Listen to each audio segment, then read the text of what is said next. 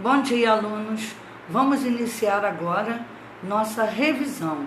Depois de termos finalizado as matérias do bimestre, do terceiro bimestre, vamos fazer agora a correção, ok? Bom dia para vocês. Bom, eu vou começar a falar com vocês a respeito do texto colocado aí nas atividades, nos exercícios suplementares, né? É um texto chamado Blackout, de Paula Pimenta, certo? Esse texto, ele fala sobre a falta de energia causada por culpa de um gerador queimado por um raio. Eles estavam numa aula, né, de violão clássico.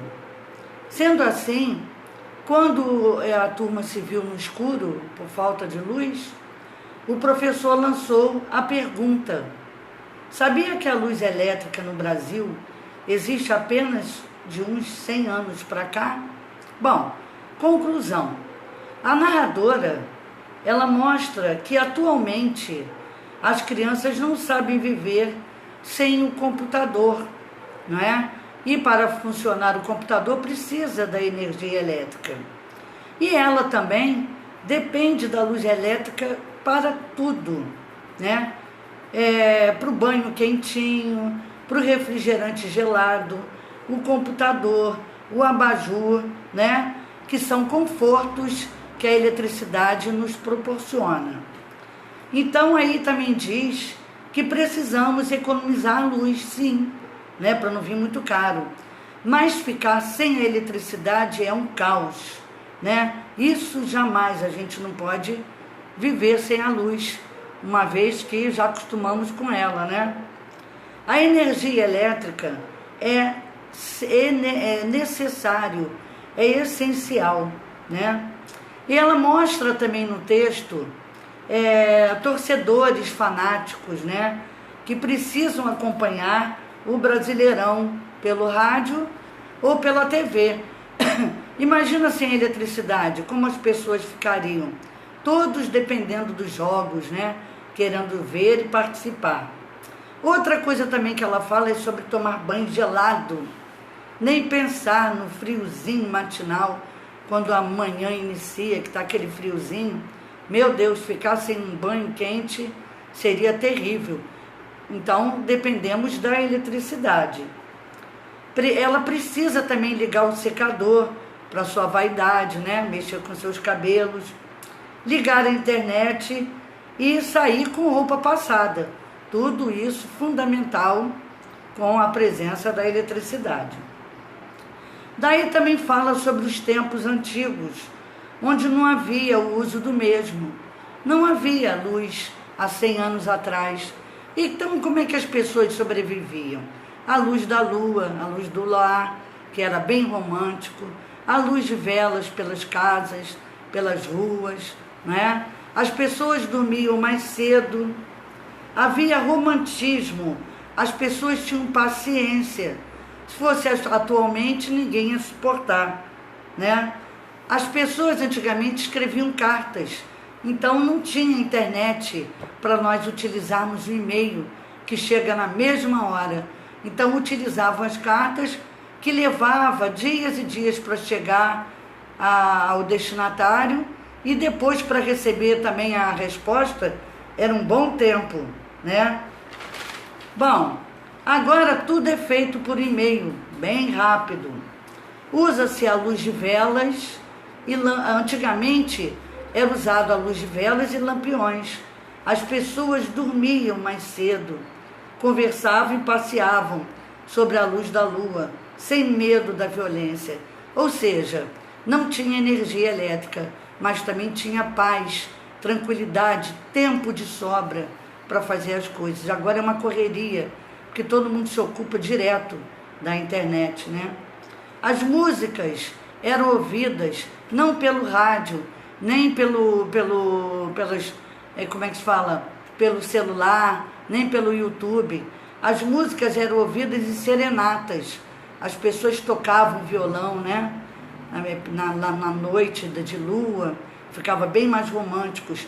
Existiam saraus, onde, o que são saraus? Era uma reunião nas casas que as pessoas tocavam piano, né? Tocavam, quem sabia e gostava de tocar ou cantar, fazia ali na reuniãozinha junto com os amigos.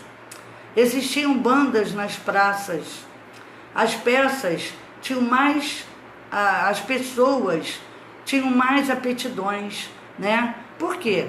Porque tinham mais tempo para poder amadurecer aquela ideia. Então, desenvolviam melhor a música, né?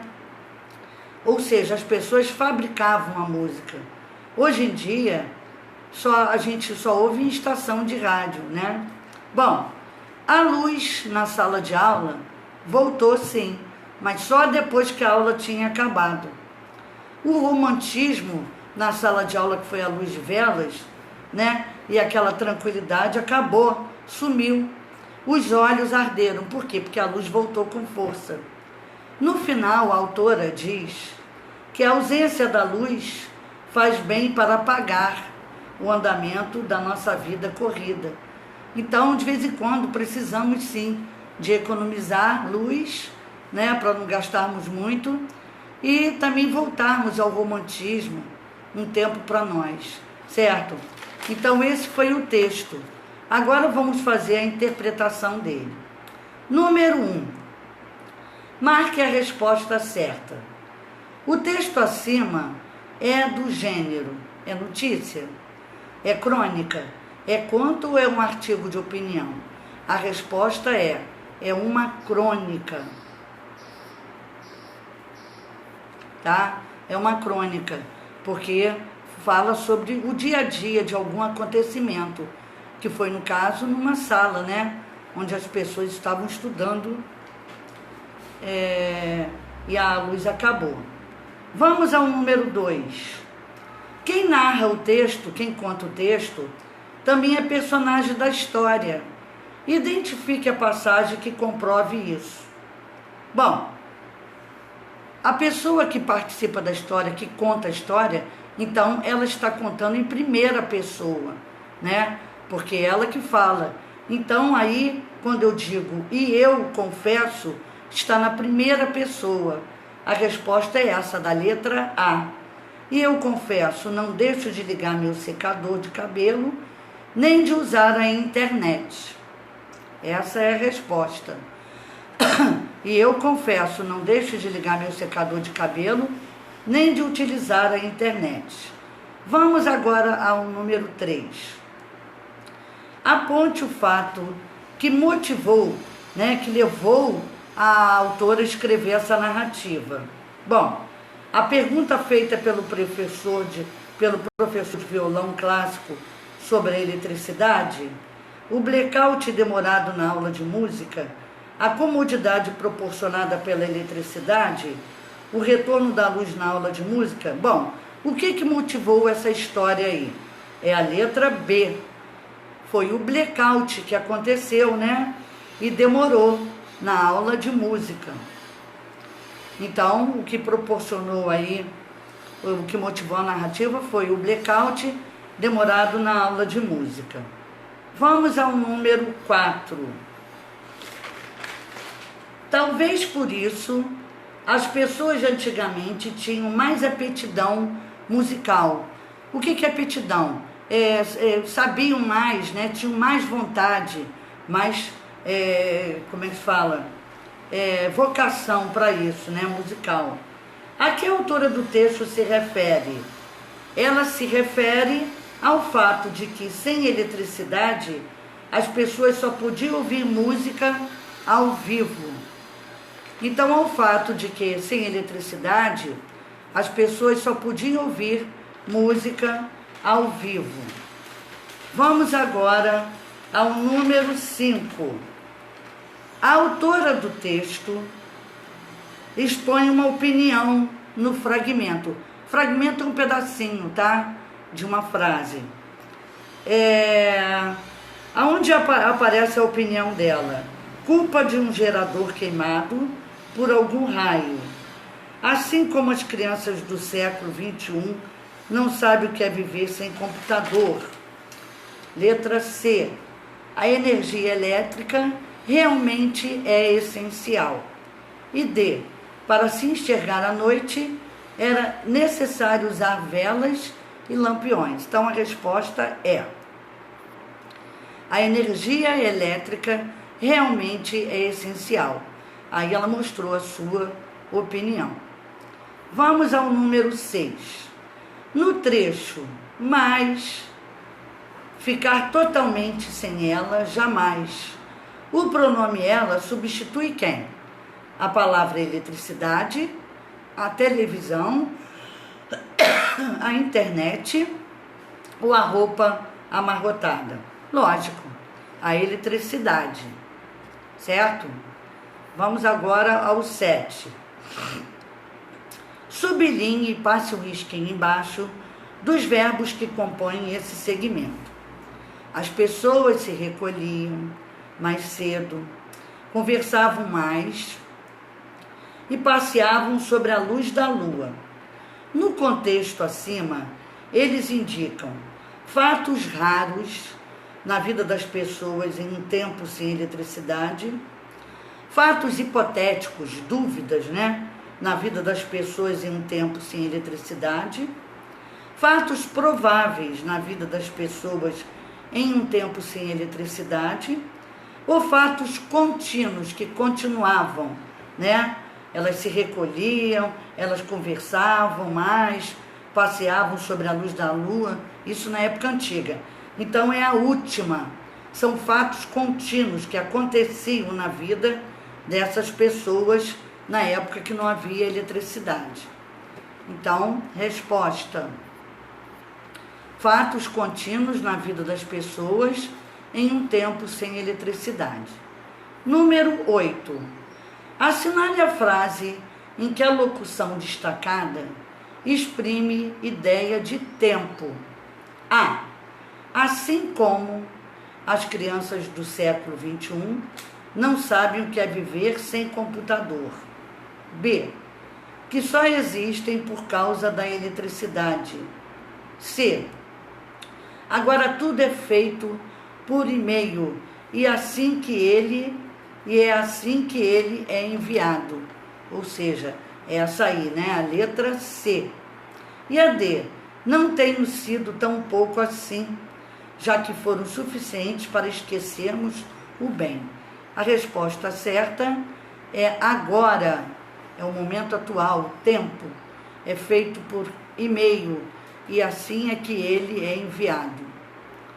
Número 9.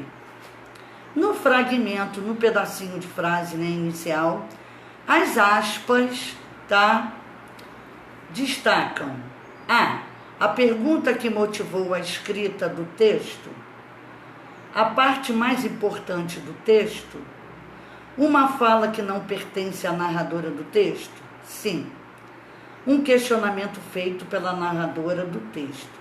Resposta: uma fala que não pertence à narradora do texto, então foi colocado entre aspas.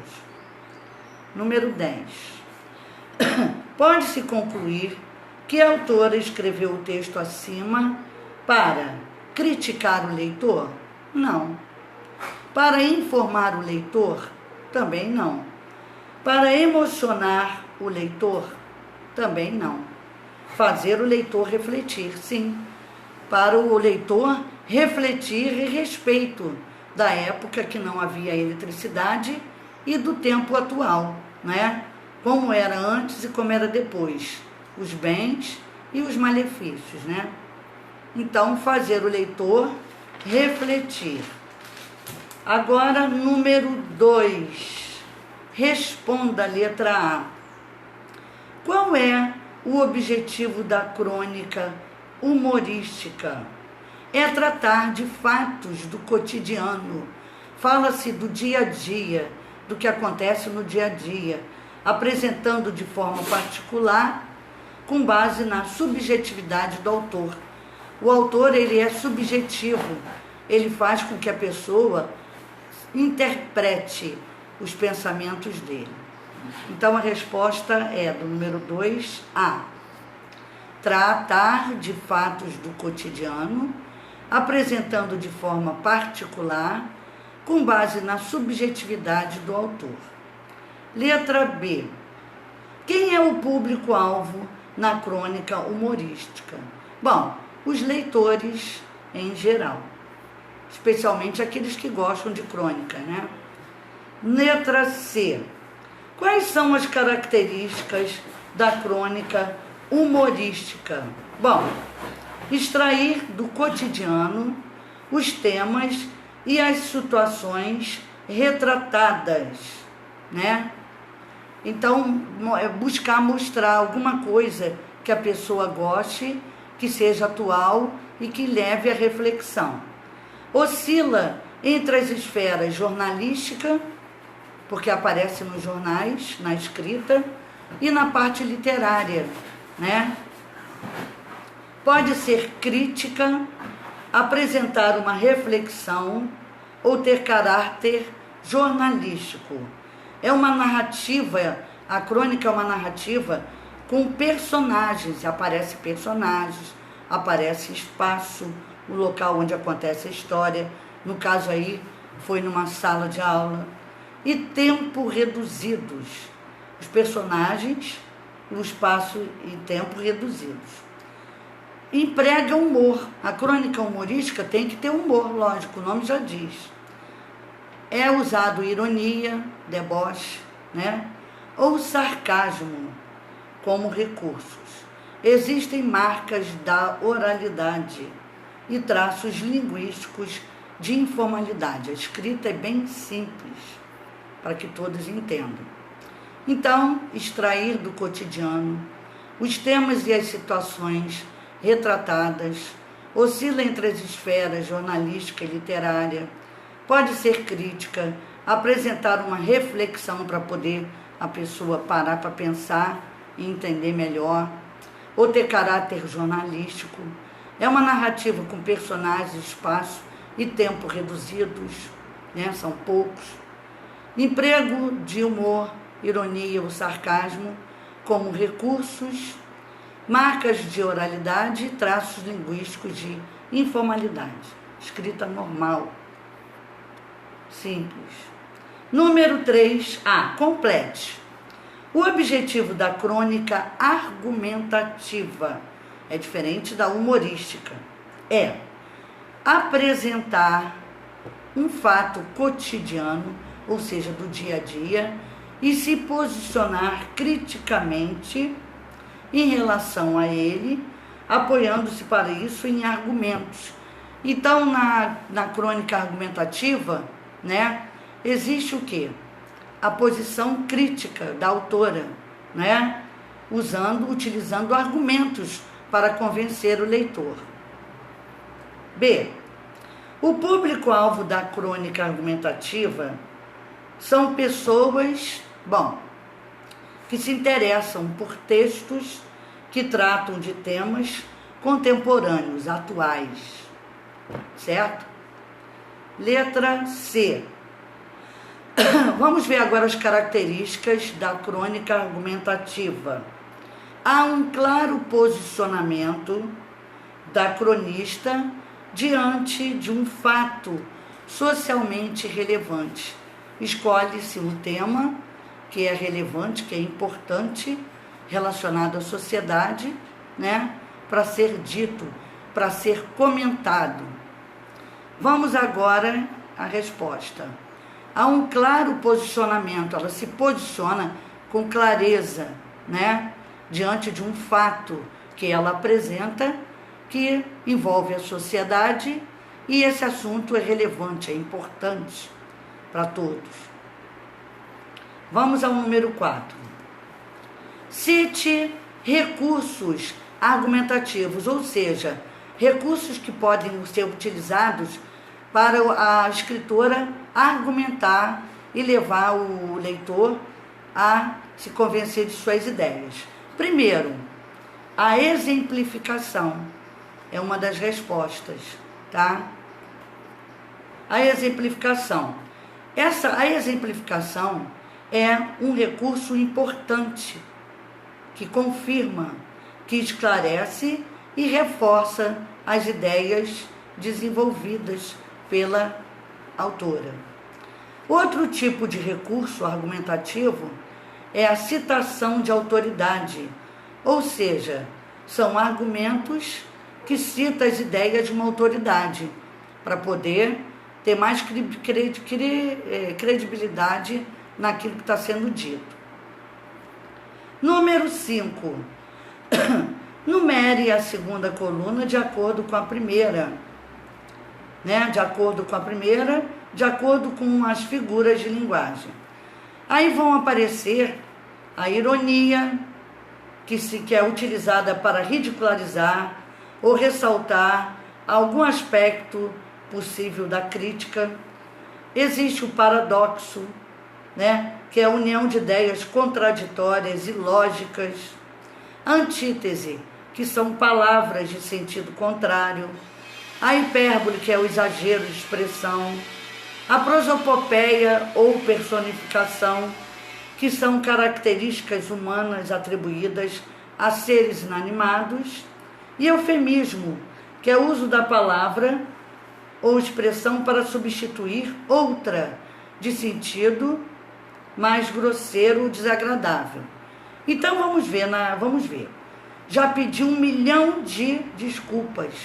Aí está havendo o exagero de expressão.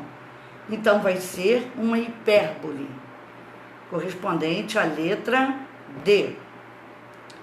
Você é cheinha, né? Uma palavra menos grosseira para não machucar a pessoa e dizer que ela é gorda. Então vai ser o quê? A letra A. Ironia.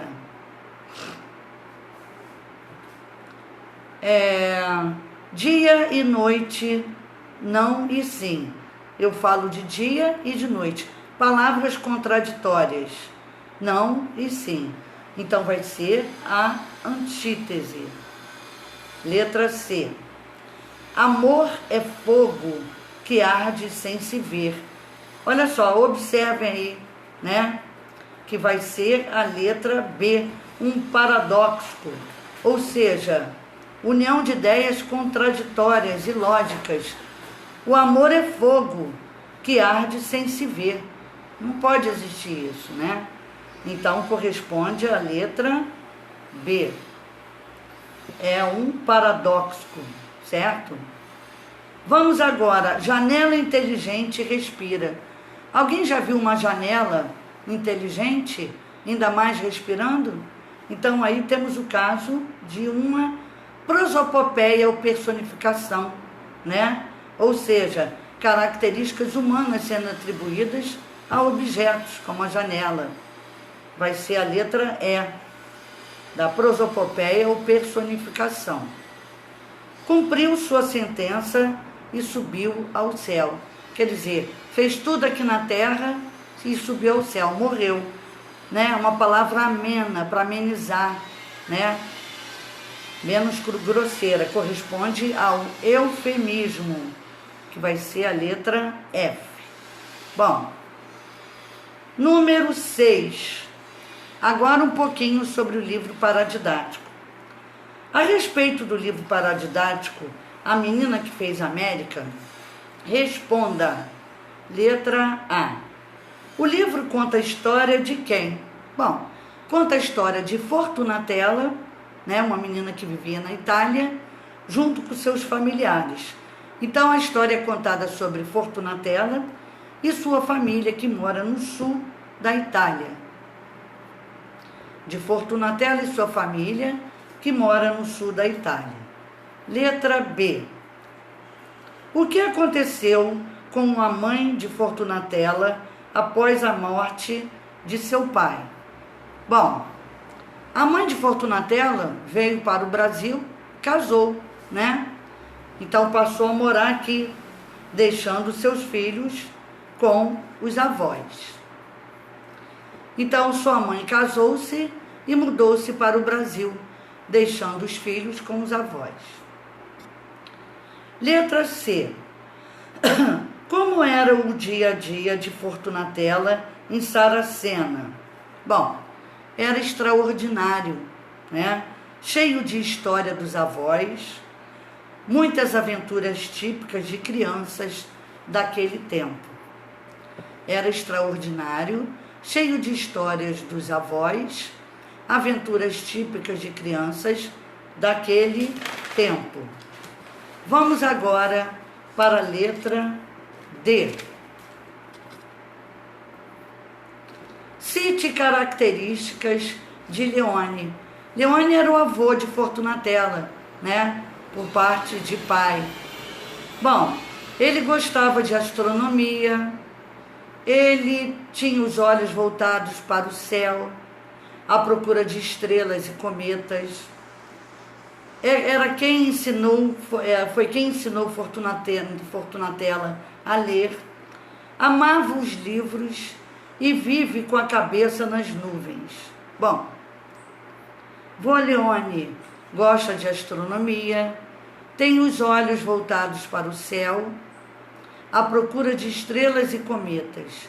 É quem ensina Fortunatella a ler, ama os livros e vive com a cabeça nas nuvens. Letra E. E última. O que significa fazer a América para os camponeses de Saraceno, uma cidade lá da Itália, onde Fortunatella morava com os avós? Significa encontrar trabalho, fortuna e futuro com segurança no novo mundo, em outro lugar que a pessoa vá morar, ok? Então, resposta. Significa encontrar o trabalho, fortuna e futuro com segurança no novo mundo, né? Ou seja, partir para uma procura de melhoria de vida. Bom, aqui terminamos a revisão, certo? E eu peço a vocês que continuem estudando em casa, ok? Observem toda a matéria dada no terceiro bimestre, façam uma revisão, estudando sempre, ok? Tenham um bom dia e um beijo. Tchau!